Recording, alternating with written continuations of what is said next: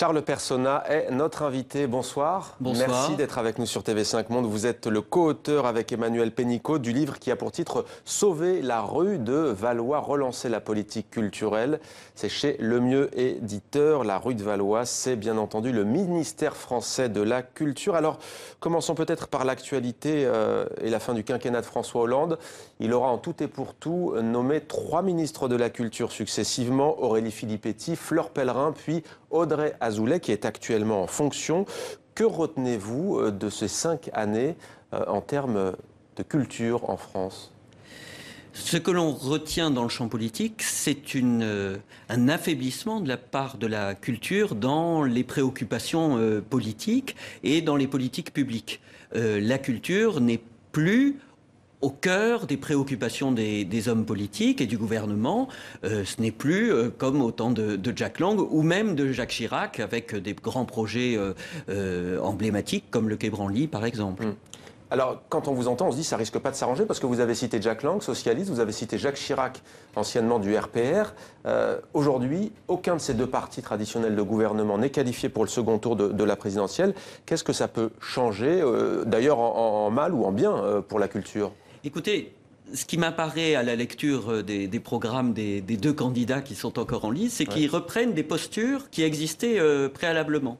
C'est-à-dire la droite qui s'intéresse, en tout cas en affichage, plus au patrimoine, et la gauche qui s'intéresse plus à la création. Et donc on retrouve chez Marine Le Pen comme chez Emmanuel Macron un peu ces tendances-là et cette reprise finalement des oripeaux des politiques culturelles précédentes.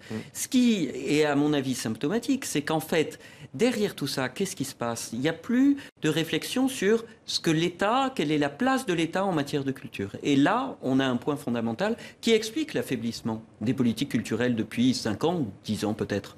Alors, Emmanuel Macron a déclaré « La culture française n'existe pas ». Le rôle du ministère de la Culture doit-il, selon vous, être de préserver la culture française ou de promouvoir l'art en général ?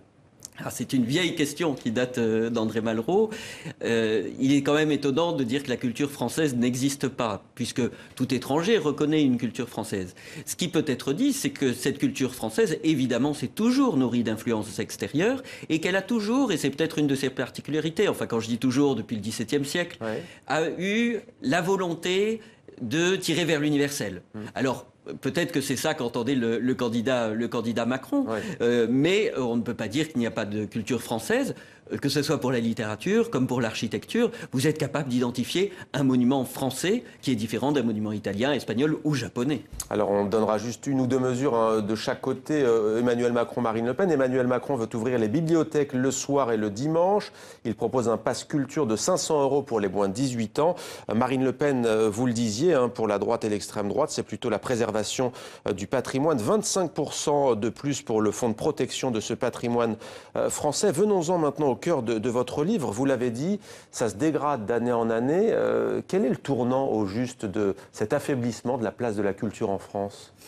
Il est difficile à situer précisément. Il est vrai que après le long règne, si l'on peut dire, de Jack Lang, il n'y a jamais eu de renouvellement de la pensée sur ce qu'était la place de l'État dans le domaine de la culture. Qui est hérité du Front populaire d'une certaine manière. Qui est hérité du Front populaire avec et de Malraux qui reprend un certain nombre d'idées du Front populaire, avec 2 idées qui ont cohabité, à mon avis, qui ne devraient peut-être pas cohabiter. C'est-à-dire que l'État est à la fois là pour préserver et transmettre une culture que je qualifie de transcendante, c'est-à-dire quelque chose que vous recevez pour transmettre, après en avoir fait le tri, comme chaque génération, et puis une culture qui est davantage de l'art de vivre, si vous voulez, de la gastronomie jusqu'à la fête, etc. Et ces 2 choses ont cohabité, et le grand moment étant Jack Lang, mais les prémices existant des Malraux, et je pense qu'aujourd'hui l'État doit choisir, et que le rôle de l'État, c'est évidemment de transmettre le patrimoine que nous avons reçu, patrimoine de tous ordres, évidemment. Et vous écrivez notamment « Le ministère de la Culture n'est plus le ministère de la francophonie »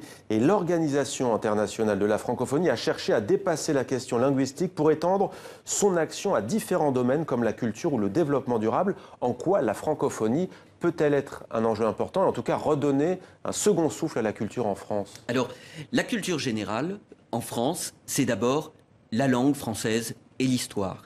Et que le ministère de la Culture ne porte pas la politique internationale en matière de langue française, c'est un paradoxe qui est très étonnant et qu'on ne comprend pas. Et on a besoin, au sein du gouvernement, je crois, d'une voix qui porte au plus haut et auprès du président de la République cette voix de la francophonie dans un monde qui devient, on l'espère, et on le voit, je crois, on le constate, de plus en plus francophone. Merci beaucoup Charles Personna. Vous êtes l'auteur avec Emmanuel Pénicaud du livre « Sauver la rue de Valois », relancer la politique culturelle. C'est chez Le Mieux Éditeur. Merci à vous. Merci.